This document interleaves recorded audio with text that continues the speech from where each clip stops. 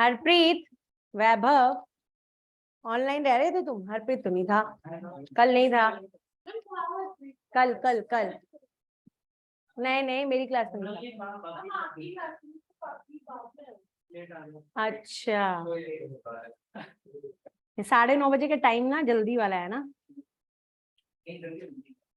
और होनी चाहिए ना जल्दी। सही बात है, जितनी जल्दी। शाम को क्या दिन ही में फ्री हो जाओगे, उसके बाद सेल्फ स्टडी करो, हैं? चलो क्वेश्चन करें। मैं 9:30 में रो रहे हैं, देखो ना बच्चों के हाल। मेरी क्लास आज तो, हाँ आज कनिशा नंबर 1 आई है, कल उठी नहीं, आज आ गई है। गलतियों से ही सीखता है, और सही बात है, गलती रिपीट नहीं करनी चाहिए फिर, है हरीश? है हरीश? हाँ, एक दिन आते हो, 4 दिन ही आते हो। चलो क्वेश्चन करो। जैसे जब जल्दी आते हैं तो हमें क्वेश्चन अच्छे मिल जाते हैं, है ना? जो बच्चे लेट आते हैं वो खोते हैं, कहते हैं ना, जो क्या कहते हैं, क्या था, जो जो जागत है वो पावत है, जो सोवत है वो खोवत है। तो वही वाली जो है। हाँ जी, राधिका, रितिका, क्वेश्चन लिखेंगे सब। पावत पावत है कि खोवत है? हाँ। चलो देखते हैं क्वेश्चन कौन करके दिखाएगा, और ये देखेंगे कौन पहले करेगा, ठीक है? which one of the following compound, CDS का ही प्रीवियस क्वेश्चन है ये, ठीक है? which one of the following compound has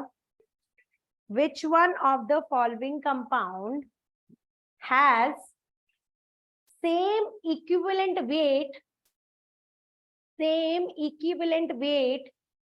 as that of molecular weight,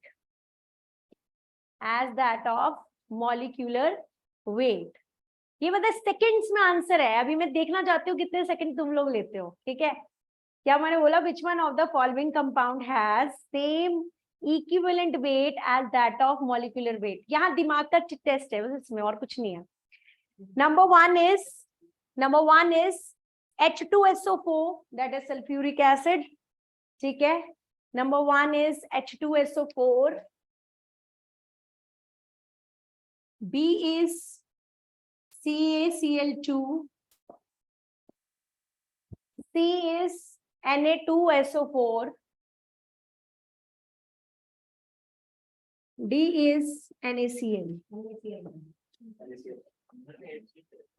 है। एक ने तो जब बहुत निशु को क्रेडिट जाएगा, इसमें पहले बोल दिया। अब मुझे ये अमनीश बताएगा क्यों? हाँ, तो सेम से क्या करेंगे हम? मॉलिक्यूलर वेट का क्या कनेक्शन है उसके साथ? हमारा क्वेश्चन था, अब इसने देख देख बोल दिया ना, उनको आंसर चाहिए। दैट्स ओके कि +1 -1 देख के तूने बोल दिया, तो ये एक्सप्लेनेशन गलत है। हाँ हरप्रीत, यही एक्सप्लेनेशन है, बकवास है। यस, नहीं नहीं नहीं नहीं, ये वर्डिंग्स और ये कॉन्सेप्ट इज वेरी इंपॉर्टेंट। वही मैं कह रही थी, माइक्रो सेकेंड का ये था क्वेश्चन। इक्विवेलेंट वेट का फॉर्मूला क्या था? मोलर मास अपॉन में एन फैक्टर। क्या था? इक्विवेलेंट जो वेट निकालना होता है, equivalent weight is equal to molar mass upon में एन फैक्टर, ठीक है? आराम से जाना चलेंगे। हाँ सुनो, अब इधर देखो, मैंने बोला कौन सा ऐसा केस होगा इनमें से कि इक्विवेलेंट वेट मोलर मास के बराबर आ जाए। मतलब कौन से केस में इक्विवेलेंट वेट और मोलर मास दोनों के बराबर हो जाए? तभी हो सकता है जब एन फैक्टर क्या आ जाए? 1 आ जाए। क्या हो जाए? एन फैक्टर हमारा 1 हो जाए। और इन सब में एन फैक्टर, अब मुझे बताएंगे वैभव, इसमें n फैक्टर कितना है? कल की क्लास लगाई थी? हाँ, नोट्स किए थे? हाँ 2 आएगा। हाँ हरप्रीत, इसका क्या आएगा n फैक्टर? 3। हाँ आदित्य 2। बेटा एटम्स नहीं गिनने, एटम्स नहीं काउंट कर रहे हम यहाँ पे। ये है सॉल्ट, सॉल्ट के लिए n फैक्टर कैसे निकालते हैं? उनके चार्जेस का एलसीएम। जैसे कैल्शियम के ऊपर चार्ज होता है सी पे होता है 2+, क्लोरीन पे होता है -1। 1 और 2 का एलसीएम क्या आएगा? 2। 1 और 2 का एलसीएम क्या आएगा? 2। तो इसका n फैक्टर कितना हो गया? 2। अब ये देखो Na2SO4, Na2SO4, Na पे चार्ज होता है +1, सल्फेट पे चार्ज होता है 2-, तो 1 और 2 का भी एलसीएम क्या आना है? 2। तो इसका भी n फैक्टर क्या आएगा? 2। इसका n फैक्टर देखो Na+Cl-, 1 और 1 का एलसीएम क्या होता है? 1। तो इसका n फैक्टर होगा 1। तो हमें हमेशा याद रखेंगे इक्विवेलेंट वेट मोलर मास के तब बराबर आएगा, मॉलिक्यूलर वेट के बराबर आएगा जब n फैक्टर 1 आएगा, क्योंकि ये 1 करोगे तभी तो ये दोनों एक दूसरे के इक्वल होंगे। तो इसका आंसर क्या आ जाएगा? NaCl। ठीक है, नेक्स्ट क्वेश्चन करते हैं।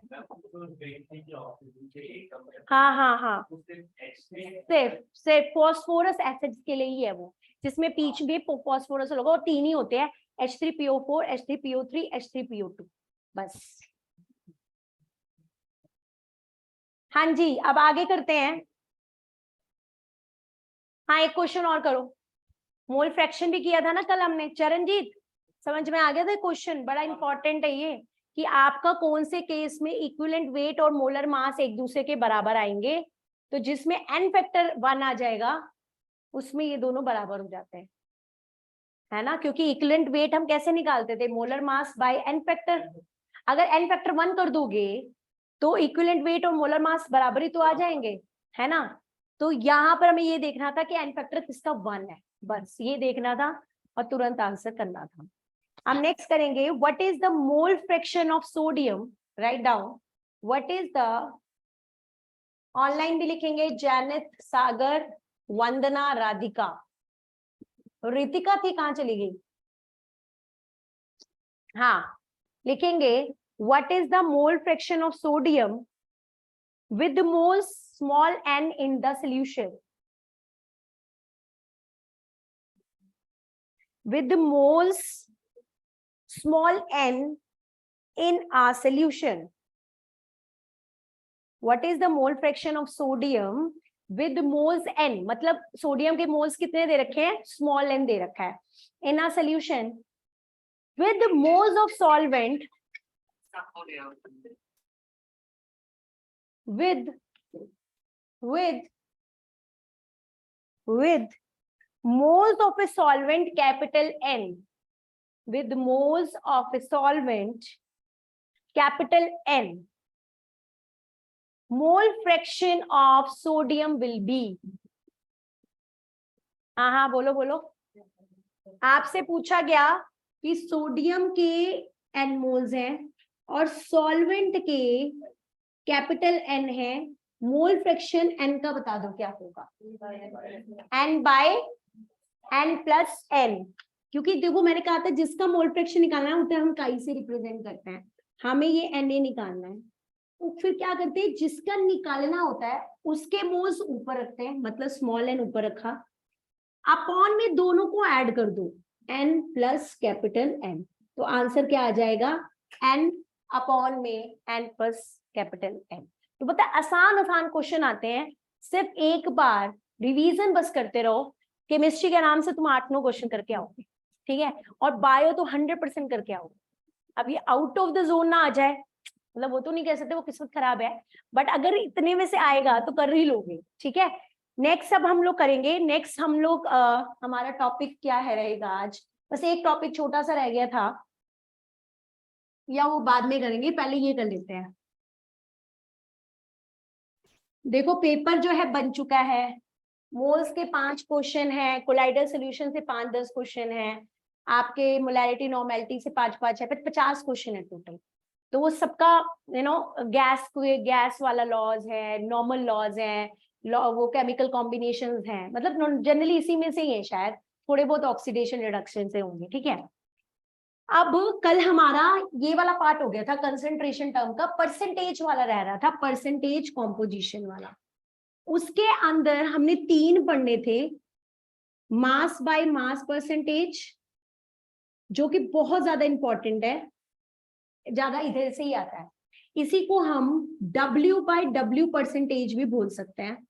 और एक होता है मास बाय वॉल्यूम परसेंटेज, एक होता है वॉल्यूम बाय वॉल्यूम परसेंटेज, एक होता है PPM, पार्ट्स पर मिलियन, एक होता है पार्ट्स पर बिलियन, PPB, ठीक है।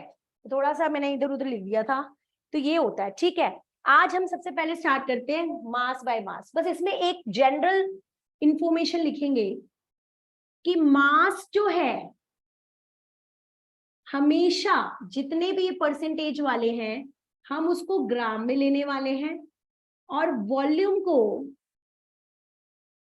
हमेशा ml में लेने वाले हैं। बस ये ध्यान रखना है कि जब भी मास बाय मास परसेंटेज या मास बाय वॉल्यूम परसेंटेज या वॉल्यूम बाय वॉल्यूम परसेंटेज या फिर ये जो भी है, इन सब में से हमें जो भी लेंगे, हम उसमें मास हमेशा ग्राम में लेंगे और वॉल्यूम हमेशा ml के अंदर लेंगे। और जो ये लेंगे, इनकी भी अमाउंट 100 होती है।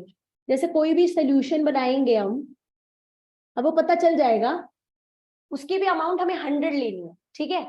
अभी पता चलेगा कैसे। सबसे पहले करते हैं मास बाय मास परसेंटेज, और जिसको बोलते हैं W बाय W परसेंटेज। इसकी डेफिनेशन लिख लो, mass of solute in gram, it is defined as mass of the solute in gram dissolved in mass of the solute in gram dissolved in mass of the solution in gram, mass of the solute in gram upon mass of the solution। मैंने बोला जब भी मास लेना है, unit क्या लगानी है, ग्राम। Unit क्या लगानी है, ग्राम, इनटू में 100, इनटू में 100, क्योंकि परसेंटेज निकालते हैं तो मल्टीप्लाई बाय 100 तो करते ही करते हैं, ठीक है। तो सोल्यूट को ग्राम में लेना है, सॉल्यूशन को भी किस में लेना है, ग्राम में लेना है, और फिर उसको मल्टीप्लाई बाय 100 कर देना है, तो आपका आ जाएगा W बाय W परसेंटेज। और इसी को हम कहते हैं M/M परसेंटेज। दोनों एक ही चीज है, M/M परसेंटेज या W बाय W परसेंटेज। क्या है, सही से सुन लो, mass of the solute in gram upon mass of the solution in gram into में 100, ठीक है। समझ में आ गया। सोल्यूट लेना है, नीचे क्या लेना है, सॉल्यूशन। सोल्यूशन कैसे बनता है, सोल्यूट प्लस सॉल्वेंट से, सोल्यूट प्लस सॉल्वेंट, और फिर ओवरऑल को किससे मल्टीप्लाई कर देना है, 100 से। न्यूमेरिकल करें, CDS में आया हुआ क्वेश्चन है, लिखेंगे a solution contain 20 gram of solute, 20 gram of solute in 180 gram of solvent, in 180 gram of solvent. If solvent is water, if solvent is water, सुनाई दे रहा है सबको, a solution contain 20 gram of solute in 180 gram of solvent. If solvent is water, what will be the concentration of solution? What will be the concentration of solution in term of mass by mass percentage? What will be the concentration of the solution in terms of mass by mass percentage? हाँ आ गया। अब इनको करने दो। चरणजीत बताएगा answer क्या आएगा।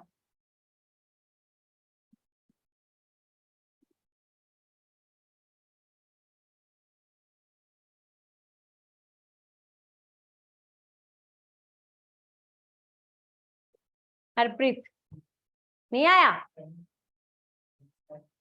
वैभव, चरणजीत, रुद्रांश 10% आ गया। हरीश नहीं आ रहा, करते रह जाएंगे। हाँ सागर, अच्छा किसी ने किया अभी ना चैट में। यहाँ बच्चे क्या गलती करते हैं? अच्छा सागर ने तो बता दिया है, सागर का आंसर सही है। यश कितना आएगा आंसर?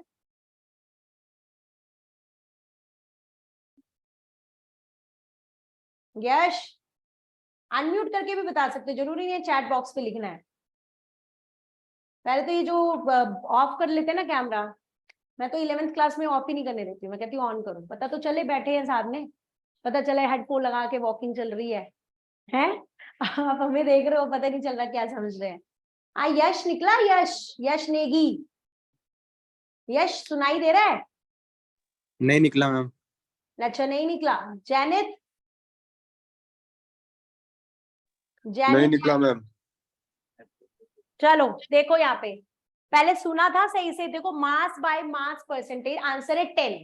ठीक है, अब बच्चे यहाँ पे गड़बड़ क्या करते हैं, देखो क्वेश्चन में क्या लिखा है कि मास ऑफ द सल्यूट कितना दे रखा था, 20 ग्राम। मास ऑफ सल्यूट दे रखा है 20 gram. Mass of the solvent, mass of solvent कितना दे रखा है, 180 ग्राम। 180 ग्राम। तो उसमें लिखा हुआ है कि सॉल्यूशन की कंसंट्रेशन निकालो मास बाय मास परसेंटेज में। तो मास बाय मास परसेंटेज का फॉर्मूला क्या है, mass of solute in gram upon mass of the solution in gram, या लिखा है सॉल्यूशन। अब बच्चे क्या करते हैं, सोल्यूट तो लिख देते हैं 20, सॉल्यूशन ले लेते हैं 180 और इंटू 100 कर देते हैं, ये करते हैं, और ये वाला ऑप्शन भी मिलेगा आपको सॉल्व करके, बट ये क्या है, गलत है। आपको यहाँ सोल्यूशन लिखना है, और सोल्यूशन कैसे बनता है, सोल्यूट प्लस सॉल्वेंट से। तो यहाँ क्या होगा, 20 अपॉन सोल्यूट कितना है 20, सॉल्वेंट कितना है 180 इंटू में 100। जब आप इसको सॉल्व करोगे तो क्या आ जाएगा, 20 अपॉन 200 इंटू में 10, 2 0 से यहाँ पे कट गया, 2 1 जा और 2 10 जा। समझ में आएगा यश? यही फॉर्मूला लगाना था मास बाय मास परसेंटेज का, mass of the solute, mass of the solute in gram. बस ये याद रखना है, यहाँ पे क्या है, मास ऑफ द सॉल्यूशन है, सॉल्वेंट नहीं पुट कर देना है, सॉल्यूशन पुट करना है। और सॉल्यूट और सॉल्वेंट को मिक्स कर देते हो तो क्या बनता है आपका सॉल्यूशन। ये आपका सीडीएस का क्वेश्चन था, सीडीएस में आया था ये वाला क्वेश्चन। और आपको यह भी बता दूं, ऐसा भी ऑप्शन था 20 बाय 180 इंटू 100, क्योंकि बच्चे जल्दबाजी में क्या करते हैं, उनको लगता है कि 180 जो है वो ज्यादा अमाउंट में है, तो ये सोल्यूशन होगा, ये होगा, मल्टीप्लाई करके आंसर टिक, क्योंकि जल्दबाजी में तो गलतियां होती हैं। ठीक है, तो ध्यान रखना है, इसको एडअप करना। ठीक, अब नेक्स्ट करते हैं mass by volume, volume by volume. तो सेकंड करेंगे mass by volume percentage. Definition लिखेंगे मास बाय वॉल्यूम परसेंटेज की, देखो mass of the solute in gram, सीधा ना फॉर्मूला लिख लो, जैसे कि मास बाय वॉल्यूम परसेंटेज को, मास बाय वॉल्यूम परसेंटेज को मास of the solute in gram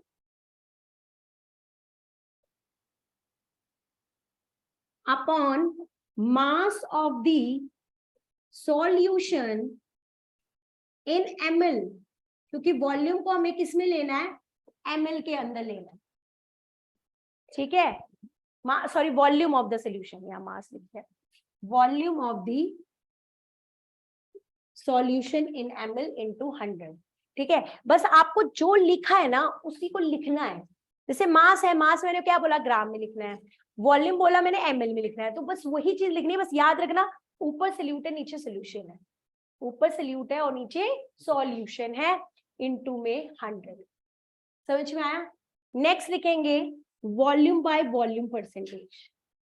next लिखेंगे वॉल्यूम बाय वॉल्यूम परसेंटेज। तो volume of solute in ml, volume of solute in ml upon volume of solution in ml into में 100, into में 100।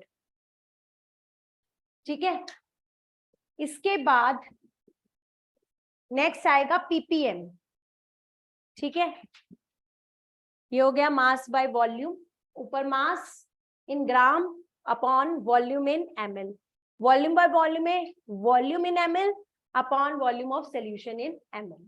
ऊपर solute रहना है, नीचे solution रहना है, बस यूनिट चेंज करना है अकॉर्डिंग टू द क्वेश्चन। ठीक है, नेक्स्ट क्या था? ppm, पार्ट्स पर मिलियन और पार्ट्स पर बिलियन।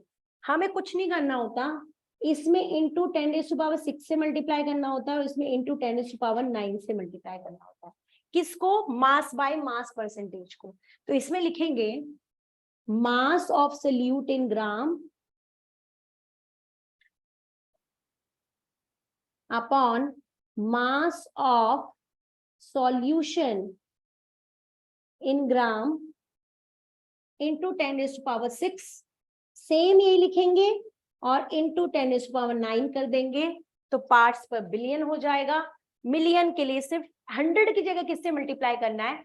10⁶ से, और बिलियन में मल्टीप्लाई करना है इंटू 10⁹।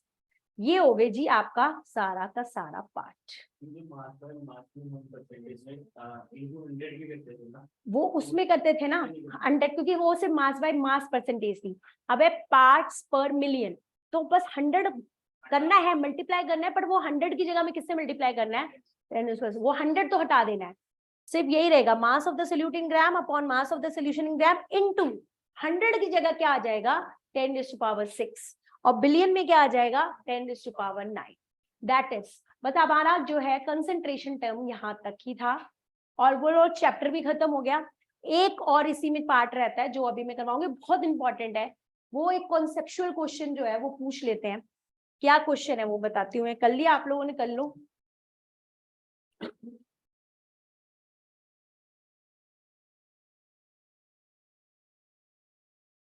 ठीक है, अब हम एक बार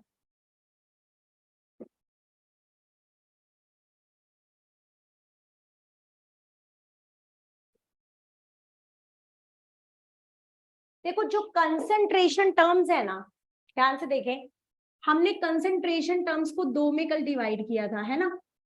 अब हम एक और चीज पे लिखेंगे कि टेम्परेचर पर से कंसंट्रेशन टर्म के ऊपर क्या इफेक्ट पड़ता है। टेम्परेचर को इंक्रीज या डिक्रीज करने से कंसंट्रेशन टर्म्स पे क्या इफेक्ट पड़ता है। तो यहां लिखेंगे टेम्परेचर डिपेंडेंट क्वांटिटीज और temperature independent quantities. Temperature independent quantities, ठीक है। यहाँ पे हम कंसंट्रेशन टर्म्स को इसके अकॉर्डिंग डिफाइन करेंगे। देखो, हमने ओवरऑल 2 ही चीजें यूज की हैं इस पूरे कॉन्सेप्ट में।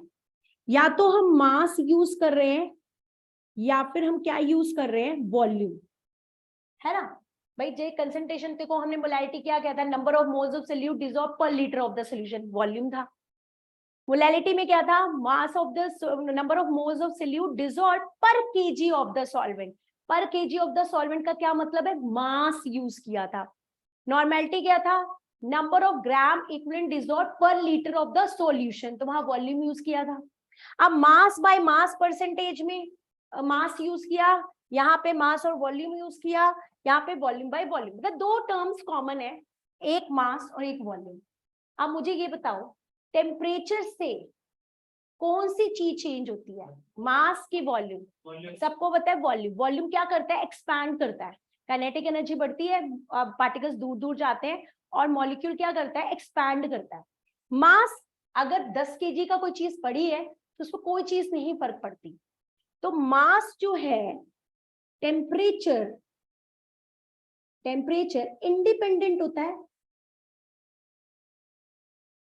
और वॉल्यूम क्या होता है, टेम्परेचर डिपेंडेंट होता है। बस इतना सा हमें कॉन्सेप्ट क्लियर होना चाहिए। टेम्परेचर डिपेंडेंट होता है वॉल्यूम, और मास क्या होता है, टेम्परेचर इंडिपेंडेंट होता है। तो अब हमें यहाँ पे यही लिखना है, जिसमें भी जितने कंसंट्रेशन टर्म में हम वॉल्यूम यूज कर रहे थे वो सारे के सारे हम कहाँ लिख देंगे, टेम्परेचर डिपेंडेंट क्वांटिटीज। जैसे number 1 molarity, number 2 normality, number 3 mass by volume percentage, number 4 volume by volume percentage. तो ये ऐसी क्वांटिटीज हैं जो टेम्परेचर पे डिपेंड करती है, क्योंकि इन सब में कौन सा टर्म आता है, वॉल्यूम का। इंडिपेंडेंट में मोलैलिटी, क्योंकि उसके अंदर नीचे क्या आ रहा था, ऊपर तो मोल्स थे, मोल्स तो देखो वही होते हैं ना, ग्राम्स में ही होते हैं, मतलब कि एक तरीका मास का यूनिट ही है, और अपॉन में पर केजी ऑफ द सॉल्वेंट, तो वो भी मास था, तो मोलैलिटी आ गया। एक और मोल फ्रैक्शन, देखो ना उसमें मोल्स की बात होती थी ना, तो मोल फ्रैक्शन भी इसी में आएगा। मोल फ्रैक्शन भी तो बेटा इसी में आना है, क्योंकि मोल्स ऑफ ए अपॉन में टोटल नंबर ऑफ मोल्स, तो मोल्स क्या है, वो भी इसी में रहता है ना, मास ही का यूनिट है। Third mass by mass percentage, mass by mass percentage, even ppm parts पर मिलियन, पार्ट्स पर बिलियन, ये सब इसी में आने मास के हैं। अब क्वेश्चन जनरली जिसको ब्रैकेट कर रही हूं उनमें से आते हैं।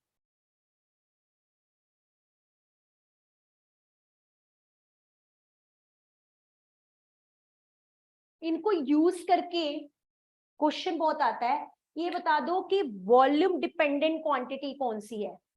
तो वॉल्यूम डिपेंडेंट क्वांटिटीज, वॉल्यूम कह रही हूँ, टेम्परेचर डिपेंडेंट क्वांटिटीज कौन कौन सी है, तो ये सारे ऑप्शन रख देंगे, उसमें एक मोलैलिटी डाल देंगे। उल्टा पूछ लेंगे टेम्परेचर इंडिपेंडेंट, एक मोलैलिटी डाल देंगे और ये सारे रख देंगे। तो आपको डिफ्रेंशिएट करना है। अब जो आप टेस्ट दोगे ना कल का बड़ा अच्छा टेस्ट है, बिल्कुल सारे के सारे क्वेश्चन मैंने ऐसे ही डाले हुए हैं जो अभी के हमने पूरे 1 हफ्ते में पढ़ा है ना, वो सारे इस तरह के क्वेश्चंस की प्रैक्टिस होगी आपकी, ठीक है। तो टेस्ट जरूर देना है। मैं वही कहती हूँ कि टेस्ट मत मिस किया, अगर तुम लोग क्लास लेने आ जाते हो टेस्ट नहीं देते हो, टेस्ट के से ही तो पता चलता है यार हमें कितना समझ में आया है, क्योंकि क्वेश्चंस आप एक क्लास में कितने करवा दोगे, हमें तो सिलेबस भी तो खींचना है? मैसेज आ जाता है कि हमें खींचना है, खत्म करो, कैसे खत्म करें, पढ़ाना भी है। तो हमारी यहाँ पे लिमिटेशंस होती है कि हम लिमिटेड क्वेश्चन, फिर भी मैं बहुत करवा देती हूँ, पर टेस्ट में क्या होता है 50 क्वेश्चन आ रहे हैं, तो 50 क्वेश्चन मतलब बड़ी बात है ना, और इसमें से तो सहारा ही आ रहा है इस बार। तो अगर आप लोग अच्छे से प्रैक्टिस कर रहे हो तो आपके अच्छे मार्क्स आ सकते हैं इस बार, ठीक है। तो ये जी यहाँ तक का ये टॉपिक हो गया बिल्कुल खत्म, ठीक है। अब बस एक छोटे, मतलब छोटे छोटे टॉपिक्स आ गए, अब जल्दी जल्दी करते हैं उनको खत्म। आज ये चैप्टर खत्म ही हो गया ये पूरा, और केमिस्ट्री का बल्क खत्म हो चुका है। अब रह गया फर्टिलाइजर और ग्लास और सीमेंट। मंडे ट्यूसडे वेंसडे हम लोग बायो स्टार्ट कर रहे हैं, ठीक है, क्योंकि फर्टिलाइजर को मुझे थोड़ा टाइम लगेगा, सीमेंट और ग्लास तो मैं उसी दिन खत्म कर दूंगी, ठीक है। अब हमारा एक और कौन सा टॉपिक रह गया है, लेटेंट हीट। एक बार करवाया भी था शायद मैंने, फिर भी मैं करवा देती हूँ लेटेंट हीट, क्योंकि इंपॉर्टेंट है ये। लेटेंट का मतलब होता है हिडन हीट। लेटेंट का क्या मतलब होता है, हिडन हीट, छुपी हुई हीट। जनरली क्या होता है, हीट आपका, हीट किसी भी चीज को अगर आप हीट करते हो तो वो उसका टेम्परेचर बढ़ाने का काम करता है, टेम्परेचर इंक्रीज करने का काम करता है। जनरल हीट यही तो करता है। आप अपना भगोना ले लो, पानी डाल दो, गैस पे रख दो, आपने हीट देनी शुरू की, धीरे धीरे क्या होता है उस भगोने का टेम्परेचर क्या हो जाता है, इंक्रीज हो जाता है। तो जनरली हीट क्या करती है, टेम्परेचर को इंक्रीज करती है। पर लेटेंट हीट जो है वो टेम्परेचर को कांस्टेंट रखती है।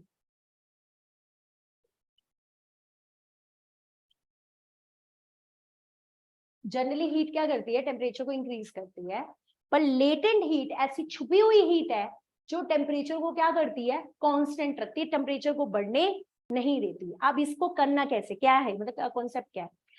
आपको एक चीज मैं बताऊं, जैसे आपने एक पतीले में पानी रखा, ठीक है, आपने उसको हीट करना शुरू किया, ठीक है, वाटर का बॉइलिंग पॉइंट क्या होता है, 100 डिग्री सेल्सियस। मतलब ये क्या है, बॉइलिंग पॉइंट क्या है कि इस समय के बाद जैसे ही 100 डिग्री आएगा, जैसे ही 100 डिग्री आएगा, पानी किस में कन्वर्ट होना शुरू हो जाएगा, वाटर वेपर्स में। किस में कन्वर्ट होना शुरू हो जाएगा, वाटर वेपर्स में। अब कहते हैं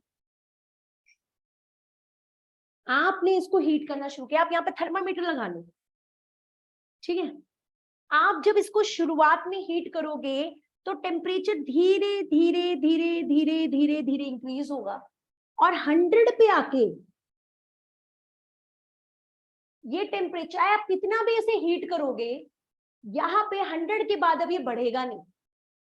तो क्वेश्चन आता है कि यार हीट तो हम अभी भी कर रहे हैं, पर अब जो है टेम्परेचर टक कैसे हो गया, 100 से बढ़ क्यों नहीं रहा है? इसे बोलते हैं फेज ट्रांजिशन टेम्परेचर। इसे क्या बोलते हैं, phase transition temperature. Phase transition का क्या मतलब होता है, एक ऐसा फेज जिसमें एक फेज दूसरे फेज में कन्वर्ट हो रहा है। देखो सॉलिड कन्वर्ट होता है लिक्विड में, लिक्विड कन्वर्ट होता है गैस में, ठीक है। तो ये कहते हैं कि जब जब फेज ट्रांजिशन हो रहा होता है कि लिक्विड पूरी तरीके से गैस में कन्वर्ट हो रहा होता है, तब टेम्परेचर में जरा से भी चेंज नहीं आता, वो 100 डिग्री पे ही टक रहता है। पर हम हीट, अब आप हीट करते रहो, टेम्परेचर 100 ही रहेगा जब तक कि सारे वेपर्स बन ना जाए। तो ऐसा होता है क्यों? तो इसका रीजन है because of latent heat, because of latent heat. अब वो क्या रहा है, आप हीट तो दे रहे हो, टेम्परेचर जितना बढ़ना था 100 डिग्री तक बढ़ चुका है, जितना टेम्परेचर बढ़ना था 100 डिग्री तक बढ़ चुका है। अब क्या है, बॉन्ड टूट रहे हैं, बस क्या हो रहे हैं, जो भी आप हीट दे रहे हो वो किस में यूज हो रहा है, बॉन्ड को ब्रेक करने में हो रहा है, और उसको कन्वर्ट कर रहा है लिक्विड से गैस में। देखो लिक्विड में भी फोर्स ऑफ अट्रैक्शन होती है, सॉलिड में बहुत ज्यादा होती है, लिक्विड में कम होती है, और गैसेस में बहुत दूर होती है। अब जो वो बॉन्ड टूटेंगे तभी तो गैस बनेगी। तो होता क्या है, शुरुआत में तो टेम्परेचर बढ़ता है क्योंकि उनको बॉइलिंग पॉइंट लेकर आना है, क्योंकि उसी बॉइलिंग पॉइंट के बाद ही तो वेपर बनेंगे। तो शुरुआत में जब आप हीट करते हो तो टेम्परेचर रेज करता है, ठीक, 100 डिग्री, क्योंकि उसका वो बॉइलिंग पॉइंट है जहां पे बॉन्ड्स टूट जाएंगे पूरी तरीके से। 100 डिग्री के बाद जब आप हीट दे रहे हो ना, वो हीट सिर्फ क्या कर रही है, बॉन्ड को तोड़ने का काम कर रही है, टेम्परेचर को रेज नहीं कर रही है। That heat is called as latent heat. कि आप दे तो रहे हो पर वो दिख नहीं रही, क्योंकि हमें हीट दिखती कैसे, उसमें थर्मामीटर पे दिखती है, आप करे तो जा रहे हो पर आपको दिख नहीं रही है। तो जब कहते हैं कि फेज ट्रांजिशन पे टेम्परेचर कांस्टेंट क्यों होता है, मतलब आप 100 डिग्री के बाद आप इसे हीट करते रहो, ये 100 डिग्री से बढ़ेगा नहीं। तो क्वेश्चन आता है व्हाई, तो हम कहेंगे this is all because of latent heat of vaporization. जिस तरह का फेज ट्रांजिशन हो रहा है उसका नाम लगा देते हैं, वेपर बन रहे हैं तो हम बोल देते हैं लेटेंट हीट ऑफ वेपराइजेशन, क्योंकि वो जो हीट आप दे रहे हो ना, वो सिर्फ बॉन्ड को ब्रेक कर रही है, टेम्परेचर को रेज नहीं कर रही है। बात समझ में आई? फिर से सुन लो, हर एक का बॉइलिंग पॉइंट होता है, मेल्टिंग पॉइंट होता है। पहले तो सुनो होता क्या, जैसे सॉलिड से लिक्विड, लिक्विड टू गैस, हमें पता है गैस से लिक्विड भी बन सकता है और लिक्विड से सॉलिड भी बन सकता है। सॉलिड से लिक्विड बनने को क्या कहते हैं, बताओ भाई, सॉलिड से लिक्विड बनने को क्या कहते हैं, मेल्टिंग। मेल्टिंग। सॉलिड से लिक्विड बनने को बोलते हैं मेल्टिंग। लिक्विड से गैस बनने को क्या कहते हैं, वेपराइजेशन। और गैस से लिक्विड बनने को क्या कहते हैं, कंडेंसेशन। और लिक्विड से सॉलिड बनने को क्या कहते हैं, क्या, फ्रीजिंग।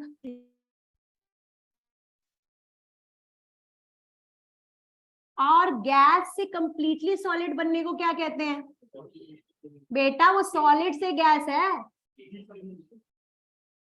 ये यहाँ पे होता है सब्लिमेशन। जब सॉलिड से कंप्लीटली गैस बनती है उसे बोलते हैं सब्लिमेशन।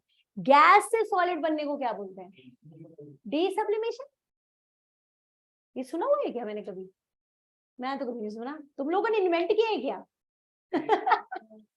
डेपोजिशन बोलते हैं इसे, डेपोजिशन। डीसब्लिमेशन है, नया वर्ड इन्वेंट हुआ है अभी। चलो कोई नहीं, इसको बोलते हैं डेपोजिशन। ये सुनो क्या होता है। आपने देखा है कि कभी स्नोफॉल देखी है? जब बाहर स्नोफॉल हो रही होती है, अंदर का टेम्परेचर नॉर्मल होता है। मतलब आप जैसे बाहर कंट्रीज में जाओ, जर्मनी में, वहां पे क्या होता है, इंटरनल हीट्स लगे होते हैं जो टेम्परेचर को 33 32 पे मेंटेन करके रखते हैं। तो आपको अंदर बिल्कुल भी ठंड नहीं लगती, पर बाहर बर्फ हो रही होती है, स्नोफॉल हो रही होती है। फिर आपको दिखेगा कि जो शीशे के ऊपर बर्फ जम जाती है। बाहर तो जमेगी, अंदर दम जमी हुई दिखाई देती है। फॉग सा नहीं दिखाई देता। आपने देखा होगा जब आप सर्दियां होती हैं, शीशे पे फॉग दिखती है, जबकि अंदर उतनी ठंड नहीं होती है, फिर भी फॉग होती है। उसी तरह जब स्नोफॉल होता है ना, अंदर की तरफ बर्फ जमी हुई दिखाई देती है। तो उसमें कहते क्या है कि जो अंदर के गैस मॉलिक्यूल्स हैं, शीशे के टच में जब जाते हैं, क्योंकि बाहर तो स्नोफॉल हो रही है, बाहर है ठंड बहुत ज्यादा, बाहर का ठंडा टेम्परेचर है, अंदर है गैस जो कि 32-33 डिग्री के सेल्सियस के टेम्परेचर पे है। पर जो शीशे के कांटेक्ट में जाती है, तो गैस किस में कन्वर्ट हो जाती है? डायरेक्टली सॉलिड में। गैस डायरेक्टली किस में कन्वर्ट हो जाती है? सॉलिड में। इस प्रोसेस को बोलते हैं डेपोजिशन। इसे क्या बोलते हैं? डेपोजिशन। मतलब कि शीशे के ऊपर बर्फ का जमना क्या कहलाता है? डेपोजिशन। इसमें गैस डायरेक्टली कन्वर्ट किस में हो रही है? आपकी स्नो में। ठीक है, तो डेपोजिशन का सबसे अच्छा एग्जांपल यही है कि जब स्नोफॉल हो रही होती है तो अंदर के शीशे पे आपको बर्फ जमी हुई दिखाई देती है। वो क्यों होती है? जो गैस है वो डायरेक्टली किस में कन्वर्ट हो जाती है? सॉलिड में। तो मैं ये कह रही हूँ, सॉलिड से लिक्विड को मेल्टिंग कहते हैं। Even it is also called fusion. Fusion भी तो इसी को बोलते हैं, कि इसको बोलते हैं लिक्विड टू सॉलिड को शायद बोलते हैं फ्यूजन। फ्यूजन, ठीक है। तो इसको मेल्टिंग, इसको वेपराइजेशन। तो हर प्रोसेस में लेटेंट हीट इन्वॉल्व है, क्योंकि फेज ट्रांजिशन हो रहा है ना। जहां पर भी फेज ट्रांजिशन होगा, टेम्परेचर क्या रहने वाला है? कांस्टेंट। बर्फ जमा रखी है आपने, ठीक है, 0 डिग्री पे क्या हो जाती है? बर्फ जम जाती है, ठीक है। अब टेम्परेचर को आप कितना भी कूल करते रहोगे, जैसे कहते हैं ना -4 डिग्री हो गया, 5 डिग्री हो गया, वो तो आप उसको मेंटेन कर रहे हो, ठीक है। फेज ट्रांजिशन के टाइम पे तो 0 डिग्री ही रहेगा, जब लिक्विड किस में कन्वर्ट हो रहा है? सॉलिड में। तो कहते हैं, बस सिंपल सी लाइन है कि मैं इसकी डेफिनेशन लिखवा देती हूँ, बात समझ में आ गई कि ड्यूरिंग द फेज ट्रांजिशन आप कितनी भी हीट देते जाओगे, वो हीट टेम्परेचर को राइज नहीं करता। During phase transition the temperature remains constant. Why? Because of latent heat. Latent heat क्या करती है? बॉन्ड को ब्रेक करने का काम करती है और उसको कन्वर्ट कर देती है वेपर्स में। सिंपल सा लिक्विड्स टू गैस का याद रखो, होता सबके साथ है। जैसे जब हमारा लिक्विड टू सॉलिड हो रहा होता है, सॉलिड टू लिक्विड हो रहा होता है, सब में यही है। सॉलिड टू लिक्विड का टेम्परेचर होता है 0 डिग्री, सॉलिड से लिक्विड का क्या होता है? 0 डिग्री। मतलब वो फ्यूजन और ट्रांजिशन सबका टाइम एक ही होता है, ठीक है। तो लिखो इसमें क्या है? It is called as hidden heat, तो लिख लिया होगा।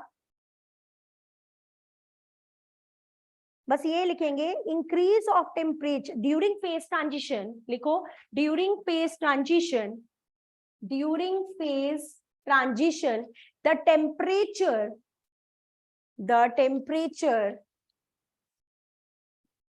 the temperature is constant. This temperature is constant. During the phase transition, the temperature is constant. This increase in heat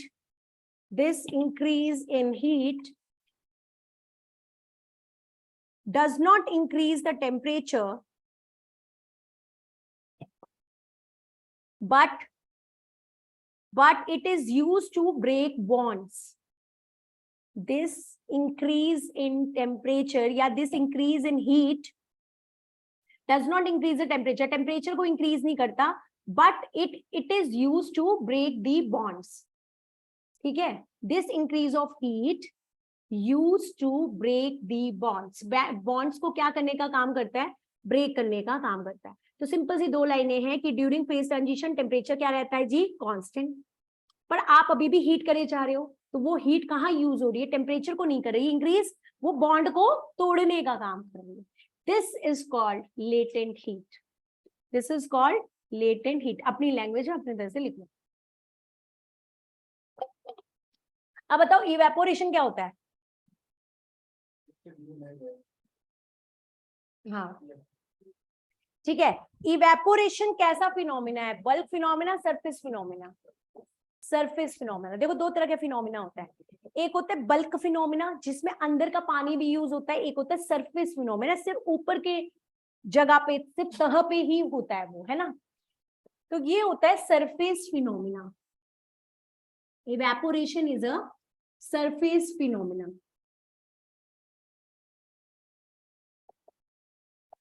ठीक है। अब फैक्टर्स बताओ किन किन के ऊपर इवेपोरेशन डिपेंड करेगी। अगर मैं सरफेस एरिया बढ़ा दूंगी तो इवेपोरेशन क्या होगा? इंक्रीज करेगा, क्योंकि जितना सरफेस बढ़ाओगे सरफेस फिनोमिना बढ़ेगा। ह्यूमिडिटी, ये सोच लो। इनवर्सली, ये सबसे इंपॉर्टेंट है, वो सारा तुम कर लोगे, सिर्फ ह्यूमिडिटी पे अटकोगे। ह्यूमिडिटी होती क्या है आदित्य?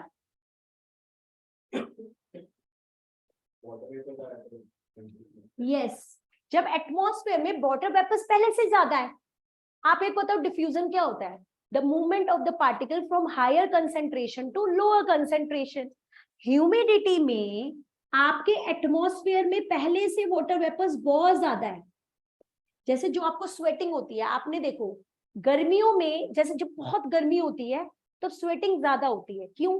क्योंकि बाहर वाटर वेपर्स कम है, आपकी बॉडी वाटर वेपर्स निकाल के आपको क्या करती है? ठंडा करती है। क्योंकि जब वाटर वेपर निकलेंगे तो आपकी हीट भी तो निकलेगी, क्योंकि वो हीट यूज हो रही है उसको वाटर वेपर में कन्वर्ट करने के लिए। आपको कैसा महसूस होता है? ठंडा महसूस होता है। पर जब ह्यूमिडिटी आ जाती है, बारिश होती है, तब आप देखो आपको कैसी उमस, मतलब हम कहते हैं ना कि हमें उमस सी लग रही है, क्योंकि उस समय इतना ज्यादा स्वेटिंग तो होती नहीं है, क्योंकि यहाँ पे वाटर वेपर्स पहले से ज्यादा है।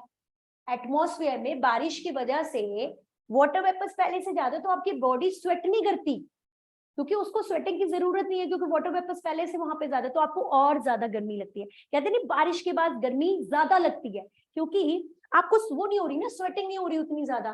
तो आपको ह्यूमिडिटी से इनवर्सली प्रोपोर्शनल होता है इवेपोरेशन। अगर ह्यूमिड होगा तो वाटर वेपर पहले ज्यादा है, तो आप कैसे इवेपोरेट करोगे? क्योंकि डिफ्यूजन का प्रोसेस होता है, पहले से कंसंट्रेशन ज्यादा है, तो लोअर कंसंट्रेशन से तो हायर कंसंट्रेशन जाएगा नहीं। तो बस ये वाला पॉइंट रख लो, और सब पे तो डायरेक्टली प्रोपोर्शनल होता है कि टेम्परेचर बढ़ाओगे इवेपोरेशन बढ़ेगा। तो यहाँ पे लिखेंगे फैक्टर्स अफेक्टिंग इवेपोरेशंस। फैक्टर्स अफेक्टिंग, तो नंबर वन टेम्परेचर। टेम्परेचर के डायरेक्टली प्रोपोर्शनल होता है इवेपोरेशन। जितना ज्यादा टेम्परेचर होगा इवेपोरेशन उतना ज्यादा होगा। कपड़े सुखाने के लिए डालो गर्मियों में, 1 घंटे में सूख जाते हैं। कैसे? कि आपके कपड़े के अंदर तो वाटर वेपर्स हैं, बाहर गर्मी है, तो सारे पानी के वेपर्स 1 घंटे में निकल जाते हैं और आपका कपड़ा कैसा हो जाता है? सूख जाता है। Second, surface area. जितना ज्यादा सरफेस एरिया बढ़ाओगे उतना ज्यादा इवेपोरेशन होगा। पर ह्यूमिडिटी याद रखेंगे कि थर्ड नंबर है ह्यूमिडिटी। ह्यूमिडिटी में क्योंकि वाटर वेपर्स पहले से ज्यादा एटमॉस्फेयर में, आपकी इवेपोरेशन का रेट क्या होगा? कम होगा। इवेपोरेशन का रेट क्या होगा? कम होगा, क्योंकि डिफ्यूजन होता है। ठीक है, तो ये वाला बहुत ज्यादा इंपॉर्टेंट था पॉइंट। ये हो गया आपका इवेपोरेशन का भी। ठीक है, बस ये 3 मेन पॉइंट याद रखेंगे। एक लास्ट लिखेंगे, हीट कैपेसिटी क्या होती है? राइट डाउन, ये तीनों लिख लिए। बस ह्यूमिडिटी याद रखना, और इसी पे क्वेश्चन आता है, या तो सरफेस एरिया पे आता है या ह्यूमिडिटी पे आता है, कि इवेपोरेशन सरफेस एरिया बढ़ाने पे क्या होता है? तो बढ़ता है। ह्यूमिडिटी से इवेपोरेशन क्या हो जाता है? कम हो जाता है। ठीक है, नेक्स्ट लिखो specific heat capacity. Specific heat capacity, specific heat capacity, इसको हम सी से रिप्रेजेंट करते हैं। किससे रिप्रेजेंट करते हैं? सी से। ठीक है, ये कहते हैं, लिखो the amount of heat required, the amount of heat required to increase the temperature, the amount of heat required to increase the temperature by 1 degree Celsius is called as heat capacity. It is the amount of heat required to increase the temperature of the solution by 1 degree Celsius. 1 degree बढ़ाने के लिए कितनी heat देनी है, वो उसकी क्या कहलाती है, हीट कैपेसिटी। क्या कहलाती है, heat capacity. C is equal to Q upon में M इंटू डेल्टा टी, इसे बोलते हैं, ये तो हो गया हीट कैपेसिटी। दो तरह की हीट कैपेसिटी होती है, वैसे बहुत सारी होती है, हमें इंपॉर्टेंट है एक heat capacity, specific heat capacity. इस पे क्वेश्चन आता है बहुत, स्पेसिफिक हीट कैपेसिटी। अगर आप उसको मास से डिवाइड कर दो तो वो क्या कहलाती है, specific heat capacity. Amount of heat required to raise the temperature of the solution in grams by 1 degree Celsius is called as specific heat capacity. अगर आपने इसी को Q अपॉन में N इंटू डेल्टा टी कर दिया, मोल से divide कर दिया, तो उसे बोलते हैं molar heat capacity. Amount of heat required to raise the temperature of the solute of the 1 molar solution of 1 molar solution by 1 degree Celsius। अगर मोल्स के लिए है N से डिवाइड कर देना, मास आप लोगों में ये आएगा, बस इसको याद कर लो हीट कैपेसिटी को। हीट कैपेसिटी क्या होता है, Q होता है हीट, Q क्या होता है, हीट, और ये क्या होता है, change in temperature, change in temperature. ठीक है, ये क्या होता है, मास, मास इन ग्राम, ये क्या है, नंबर ऑफ मोल्स।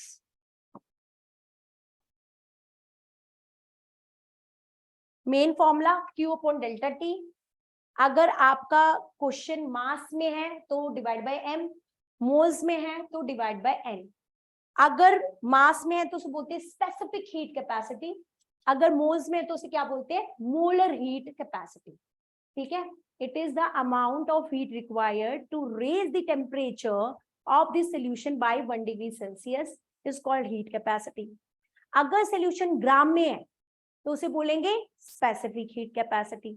अगर मोलर सॉल्यूशन है तो उसे क्या बोलेंगे, मोलर हीट कैपेसिटी। बस ये यहाँ पे जी हो गया आपका खत्म। ठीक है, तो ये हो गए some basic concepts of chemistry. अभी मैं कहूंगी मेरा एक और टॉपिक है छोटा सा, जैसे सस्पेंशन, होमोजेनियस सॉल्यूशन और हेट्रोजेनियस सॉल्यूशन। ये भी सुन लो क्योंकि इसके कम से कम 5 क्वेश्चन तो होंगे कल, क्योंकि ये ना आता है, जैसे बोलते हैं ना फॉग क्या होता है, क्या होता है फॉग, ज्योग्राफी बताओ भाई, ज्योग्राफी भी पढ़ी है ना। गरम करंट, करंट, विंड का करंट, मतलब ज्योग्राफी में करंट रहता है V is equal to IR। वो करंट पता है क्या होते हैं, करंट को फ्लो कहते हैं। सिंपल लैंग्वेज में करंट, किसी भी करंट का मतलब करंट नहीं है फिजिक्स वाला, फ्लो, विंड का फ्लो, वो क्या कहलाता है, वो उसको हम जनरल लैंग्वेज में करंट भी बोल देते हैं। ज्योग्राफी आती है थोड़ी बहुत मुझे भी। चलो अभी क्या करना था, नेक्स्ट पार्ट कर लेते हैं, सॉल्यूशंस करते हैं बस। ठीक है, देखो सॉल्यूशन 2 तरह के होते हैं, ये हो गया, इतना लिख लिया ना, तो इसको मिटाते हैं, केमिस्ट्री खत्म करेंगे बस 2 दिन में। सॉल्यूशंस 2 तरह के होते हैं, होमोजेनियस सॉल्यूशन और हेट्रोजेनियस सॉल्यूशन। ठीक है, सॉल्यूशंस 2 तरह के होते हैं, एक होते हैं होमोजेनियस और एक होता है हेट्रोजेनियस। ठीक है, ऐसे सॉल्यूशन जो दोनों आपस में ऐसे मिक्स हो कि पता ही ना चले सॉल्यूशन है। जैसे आपने 1 गिलास पानी के अंदर चीनी डाल दिया, चीनी को मिक्स करो, थोड़ी देर बाद पता चलती है चीनी कहाँ पे है, नमक डालो पता चलता है कहाँ पे है। तो चीनी वाला सोल्यूशन, सॉल्ट सोल्यूशन, ये सब क्या कहलाते हैं? Homogeneous solution. कि वो इतने यूनिफॉर्मली एक दूसरे में मिक्स हो जाते हैं कि हमें ये नहीं डिफरेंशिएट कर पाते सोल्यूट क्या है सॉल्वेंट क्या है, तो वो क्या कहलाते हैं? होमोजेनियस। अब आपने पानी के अंदर सैंड पार्टिकल्स डाल दिए, थोड़ी देर के बाद क्या होता है? सैंड पार्टिकल्स नीचे जम जाते हैं, एक बाउंड्री दिखाई देती है आपको। क्या दिखाई देती है? एक बाउंड्री। अगर एक बाउंड्री दिखाई दे तो वो कैसा सोल्यूशन कहलाता है? हेट्रोजीनस। तो एक होता है होमोजीनस और एक होता है हेट्रोजीनस। अब हेट्रोजीनस दो तरह के होते हैं, colloidal and suspension. Colloidal and suspension, ठीक है। और इसके अंदर हमारा ट्रू सॉल्यूशन आ जाता है, जिसके अंदर हमारा salt plus water, sugar plus water. अच्छा एक और बताओ, एयर कैसा है? हाँ आता है ये क्वेश्चन, एयर पे तो बहुत आता है। Air is a homogeneous mixture, बड़ा बड़ा लिखेंगे। Air, air is a homogeneous mixture of gases. आपको क्या एयर दिखाई दे रही है? हमारे रूम में है ना एयर, क्या वो दिख रही है? ठीक है, हाँ। हेट्रोजीनस बनाने के लिए हाँ कह दो है। मुझे तो कुछ नहीं दिख रहा है यहाँ पे। दिख रही है? नहीं, यहाँ नाइट्रोजन है, यहाँ ऑक्सीजन है, यहाँ हीलियम है, यहाँ वाटर वेपर्स है। दिख रहे हैं आदित्य यहाँ पे वाटर वेपर्स? डस्ट नहीं, तो डस्ट आपका इधर आएगा ना। हम क्वेश्चन कह रहे हैं एयर, पूरी एटमॉस्फेयर में मैक्सिमम क्या है? एयर। डस्ट पार्टिकल तो आते ही है कोलाइडल में। वो नहीं नहीं नहीं नहीं नहीं, वो पार्ट ऑफ एयर नहीं है। वहां पे कोलाइडल में आ जाएगा आपका डस्ट। मैंने आपसे पूछा एयर, तो air is a homogeneous mixture of gases. ये तो जैसे वाटर का हो गया कि लिक्विड्स का, तो ये हो गया। अगर दो सारी गैसेस मिक्स हो जाए और आपको पता ही ना चले, क्या आप डिफरेंशिएट कर पा रहे हो? आप नॉर्मल बताओ मुझे यहाँ पे, कि यहाँ पे हमें बता रहा है कि नाइट्रोजन यहाँ जी, इस साइड नाइट्रोजन है जी, इधर ऑक्सीजन है जी, इधर कार्बन डाइऑक्साइड। नहीं कर पा रहे, तो it is a homogeneous mixture. Homogeneous mixture. Next मैं बताती हूँ, अलॉय। अलॉय क्या था? It is a homogeneous mixture of solids, है ना? क्या था? Homogeneous mixture of solids. तो ये सारे हो गए आपके होमोजेनस में। अब आते कोलाइडल और सस्पेंशन, ठीक है। इन दोनों में बस इतना सा डिफरेंस है, ये दोनों ही मिक्सचर है, मतलब कि ऐसे हैं कि मतलब आपको बाउंड्री सी दिखाई देती है। जैसे यहां आंसर आता है मिल्क, बटर। अब मिल्क देखो, मिल्क में आपको सफेद रंग दिखाई दे रहा है, पानी, पानी के अंदर दूध है, ठीक है, दोनों मिक्स हो गए है तो मिक्सचर ही, पर ये होते हैं हमारे हेट्रोजीनस। हेट्रोजीनस क्यों? क्योंकि देखो जब पानी में चीनी डाला तो आप चीनी को डिफरेंशिएट नहीं कर पा रहे हो, पर मिल्क के अंदर पानी डालते हो वैसे तो वो भी डिफरेंशिएट नहीं होता है, पर ज्यादा अमाउंट होता है तो पानी तैरता हुआ दिखाई देता है कि इसमें पानी ज्यादा मिला हुआ है। तो जो मिल्क है वो क्या होता है? Colloidal solution. बटर को आप हीट करो, वो मेल्ट होता है, थोड़ा सॉलिड दिखता है, थोड़ा सा लिक्विड दिखना लग जाता है अलग सा। तो मतलब कोलाइडल में क्या होता है कि आपको अलग सा दिखाई देगा, और सस्पेंशन में तो आपको पूरा सेपरेट दिखाई देगा, जैसे सैंड और वाटर। सैंड और वाटर वाला कहाँ पे आंसर आ जाएगा आपका? सस्पेंशन में। अब क्वेश्चन सारे यहां से आते हैं, या तो यहां से या तो यहां से। जितने क्वेश्चन आने हैं आपके, या तो यहां से, ये मैंने आपको सारे बता दिए, यही आएंगे। एयर आ जाएगा, अलॉय आ जाएगा, शुगर प्लस वाटर आ जाएगा, तो ये हमेशा होमोजेनस मिक्सचर होते हैं। अब आते कोलाइडल। कोलाइडल में पहले तो इनका दोनों का डिफरेंस करेंगे कि इसमें जो पार्टिकल का साइज होता है ना, वो 10⁻⁹ नैनोमीटर से ज्यादा होता है, ग्रेटर। यहां इक्वल, और यहाँ पे लेस देन।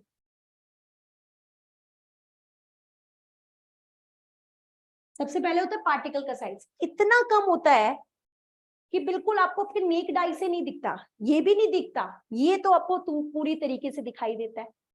छलनी से अगर आप इसको छानो, फिल्टर करो, तो ये तो फिल्टर होता नहीं भाई, ये भी फिल्टर नहीं होता। अगर ऐसा होता तो हमारे घर जब दूध लेकर आता तो मैं उसको फिल्टर कर देती, ले भाई तू अपना पानी रख ले, मैं अपना दूध रख लूं। सिंपल दूध याद रखो। फिल्टर का मतलब है कि अगर दूध को अगर फिल्टर कर पाते अमनीश, तो कितना मजा आता है, हम प्योर दूध पीते, क्योंकि दूधिया ने तो पानी मिलाना है, लाते छलनी से छानते, नीचे दूध आ जाता है, ऊपर पानी आ जाता है, पर ऐसा होता है क्या? नहीं होता। तो इसको भी हम फिल्टर नहीं कर पाते, इसको हम फिल्टर कर लेते हैं, इसको हम फिल्टर कर लेते हैं। सैंड को चाय पत्ती, टी वैसे किसका एग्जाम्पल होगा? टी सस्पेंशन का ही होगा ना, चाय पत्ती दिखती है ना, तो चाय पत्ती को अलग भी कर देते हैं। तो बस दिमाग लगा के थोड़ा बहुत करना है, ठीक है।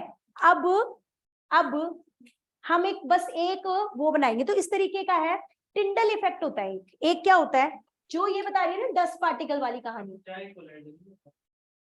क्यों बेटा, जो तेको फिल्ट्रेट मिलता है ना वो दिखाई देता है, बट ओवरऑल चाय देखो, चाय पत्ती दिखती है ना तैरती हुई। आज चाय बनाना,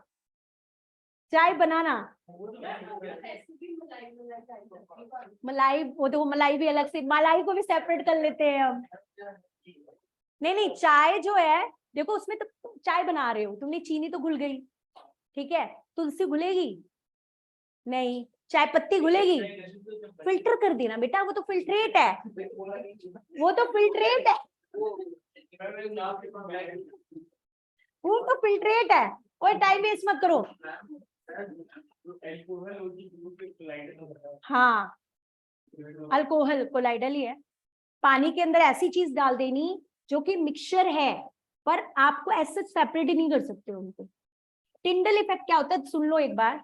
जैसे ये इसने बोला ना 10 पार्टिकल्स दिखते हैं, वो टिंडल इफेक्ट है कि जो पार्टिकल्स जब लाइट से स्ट्राइक करते हैं तो आपको रिफ्लेक्ट बैक करते हैं, जिसकी वजह से आपको बीम ऑफ लाइट दिखाई देती है, that is called Tyndall effect. Scattering of light by particle is called Tyndall effect. तो टिंडल इफेक्ट सिर्फ ये शो नहीं करता, ये दोनों के दोनों शो करते हैं। इसका कैसे करते हैं, हमने मान लो एक ग्लास में शुगर सोल्यूशन लिया, टॉर्च क्रॉस की, आपको यहाँ लाइट नहीं दिखाई देगी, यहाँ पर आपको हल्की दिखाई देगी, और यहाँ पर तो आपको कंप्लीट बीम ऑफ लाइट दिखाई देगी, जिसे बोलते हैं टिंडल इफेक्ट। तो क्वेश्चन ये आता है, टिंडल इफेक्ट कौन शो नहीं करता? तो सोल्यूशन नहीं करते, ये करते हैं और ये करते हैं। अब मैं आपको एक फोटो ही दे दूंगी क्योंकि उसमें मुझे टाइम लगेगा, दिखा रही हूं मैं आपको, देखती हूँ अगर मैं प्रिंट आउट निकाल पाई। ये हरीश एक बार देख ले, ये इसको याद करना है, ऑनलाइन के में भी भेज दूंगी मैं ये वाली टेबल, ठीक है। इसमें क्या है कि आपको बता रखा है डिस्पर्स फेज और डिस्पर्शन मीडियम। फेज मतलब सल्यूट, मीडियम मतलब सॉल्वेंट। अगर मान लो सॉलिड को सॉलिड में मिक्स किया तो उसे सॉलिड सोल कहते हैं। जैसे सम कलर्ड ग्लासेस, जेमस्टोन्स, जैसे हम लोग पहनते हैं ना हीरा मोती और ये सब, वो होते हैं। सॉलिड को लिक्विड में, पेंट्स। सॉलिड इन गैस, ये होता है स्मोक और डस्ट। स्मोक और डस्ट होता है कोलाइडल। क्या होता है? कोलाइडल। सॉलिड किस में दिखाई देता है आपको? गैस में दिखाई देता है, ठीक है। Liquid in solid, liquid in liquid को बोलते हैं इमल्शन। ये बहुत क्वेश्चन आता है, जैसे मिल्क, भाई दूध भी मिल्क है और लिक्विड है, पानी भी लिक्विड है, लिक्विड को लिक्विड में मिल कर दिया, ये क्या कहलाता है? इमल्शन। क्या कहलाता है? इमल्शन। तो ये आपको याद करना है। कोल्ड ड्रिंक में कैसा कॉम्बिनेशन देखने को मिलता है?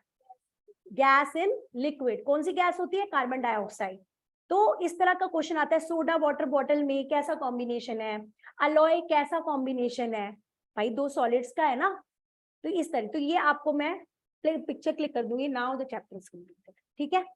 तो टिंडल टिंडल का भी एक बार भेज दूंगी, आप लोगों को देखना होगा तो देख लेना। कल यहां तक, एंड तक मतलब टिंडल इफेक्ट तक के क्वेश्चन जो है आप लोगों के आएंगे। ओके, अरे ये कौन मारेगा छुट्टी? वैभव ने तो छुट्टी मारी। और ये जितने ऑनलाइन है, ऑनलाइन वाले तो ट्राई करेंगे पहले ऑफलाइन आने का।